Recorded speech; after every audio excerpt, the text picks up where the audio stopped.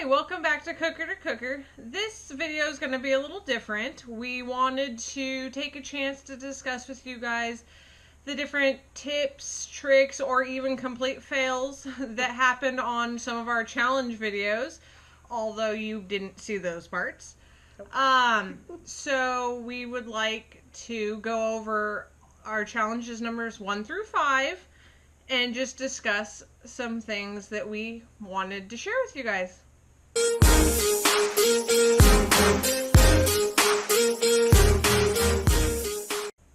Alright, we're going to look back at our first challenge, which was our peanut butter theme. I made peanut butter stuffed chocolate cupcakes with peanut butter frosting. Well, if you watch the video, I made a comment about how the peanut butter frosting didn't look like what it did in the recipe. Well, I realized what I had done. The recipe calls for whipping cream, and when I went to the store, all I could find was heavy whipping cream.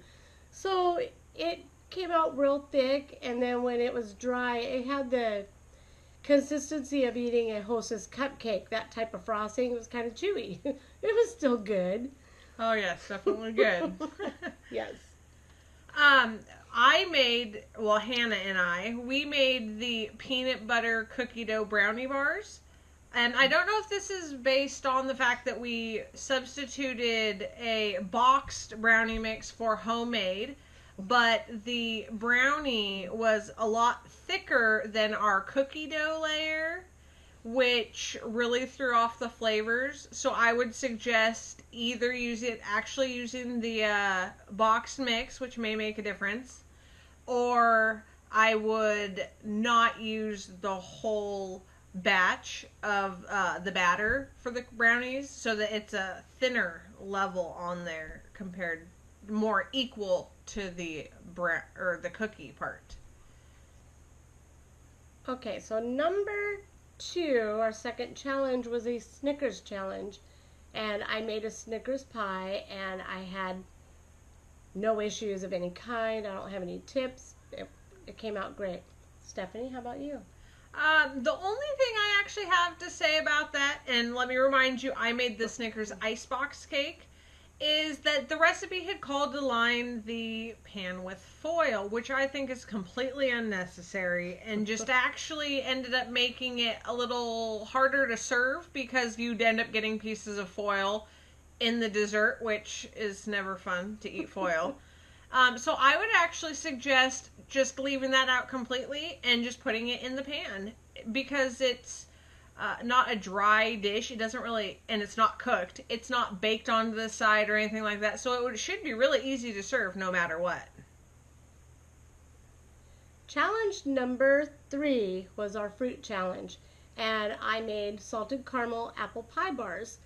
Well, a couple days prior, I made the salted caramel for something I tried for the very first time, and as I was making it and the sugar was actually liquefying, there was still sugar building up on my spatula, so I kind of took a butter knife and was trying to break it off, and all I did was splattered the sugar on my thumb and my arm and had blisters. It was very painful. So I would say, if you're going to make the caramel, be smart. The sugar does dissolve eventually. And then my only other issue is it called to line the pan with wax paper. It didn't say to spray it or anything. Well, the crust stuck to the wax paper. It wouldn't come out. So I would just advise, skip the wax paper, spray your dish like you would normally, and then put the crust in. That's my only issue. How about you, Stephanie? Well, Hannah and I, for that challenge, we had made the cream cheese filled banana bread. It was a really good idea, but a lot of the cream cheese flavor was really lost. You couldn't taste it over the banana bread. And the texture of the cream cheese filling ended up being, and I think this is because the flour in it, ended up being similar to that of the bread. So there was really no textural difference and no flavor difference that the cream cheese really provided. So ultimately, I would probably suggest skipping the cream cheese filling and just going with regular banana bread in the first place. That's just a personal preference on my part, though. Our 4th challenge was our kid challenge. And Ellie, we made a Kit Kat cake. The Kit Kat cake looked really good, but when I went to put the top cake on top, it was kind of tilted off the cake. So putting the Kit Kats on, it was leaning way over, it was bulging, and so I was trying to hold it together, and we got a string put around it, and it says to put a string around it just to hold the Kit Kats up, but it didn't look, it looked funny, and got a picture of it, but I turned it into a position where the picture didn't show it. So otherwise, oh, and cutting through gummy Lifesavers, that didn't work so well. I kind of had to go in and cut the cake, and then when you're cutting it, it all falls apart. But it tasted very good. Yes, it did. How about yours, Steph? For that one, Hannah and I made the Jell-O cookies. It was something that we had never tried. I had never tried to mix that kind of combination before, and I don't think it turned out that well. For the most part, the cookies were rather bland, which may be in part my fault because I didn't do a basic baker's step and taste the dough beforehand, which would have been a good time where I could have added more of the Jell-O flavor to it and kneaded that in.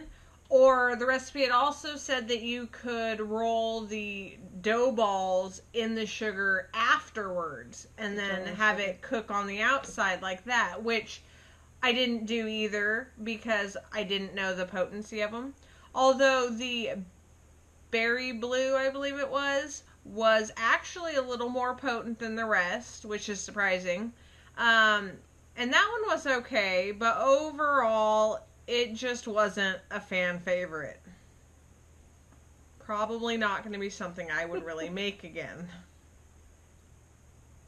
Challenge number 5 was a sports theme, which to me was one of the biggest challenges. I was trying to find something. Well, I decided to make a cake using fondant, and one of the problems I had was I didn't have a fondant rolling pin, so I used my silicone one, and realized that it had a lot of thick areas on the cake, so there was quite a bit to chew on. So my advice is, if you're going to use fondant, get a fondant rolling pin to roll it out. It has little bands on it, so you can get the right depth of what you're looking for. And also, I had wanted to put footballs on my cake, but that day we were on a serious time crunch and I ran out of time. So all it said was, Seahawks love pink. That was it. But the cake tasted really good. But that would be my tip, is have the proper tools when you're using fondant. So for this challenge, Hannah and I had made the brownie batter dip. Ultimately, we didn't seem to have a lot of problems with it, and it tasted really good in the end. But one thing we had come across is that the ingredients indicated to use 3 tablespoons of milk. And the actual steps to the recipe never told us where to put it in. So I ended up adding it when you mix in the dry brownie mix to the wet ingredients. While we were mixing it, it started to get really dry because of the amount of brownie mix you're adding. So that was a perfect spot to integrate in adding the milk to it so that it helped finish mixing it together very nicely. Other than that, that one was a real winner. It was very delicious. We hope you guys enjoyed joining us for a little discussion session here where we were able to share some of our comments and our tips. Maybe down the line we'll even throw in some little tricks that we come up with along the way. We really hope you enjoyed the video and come join us again. Bye! Good night!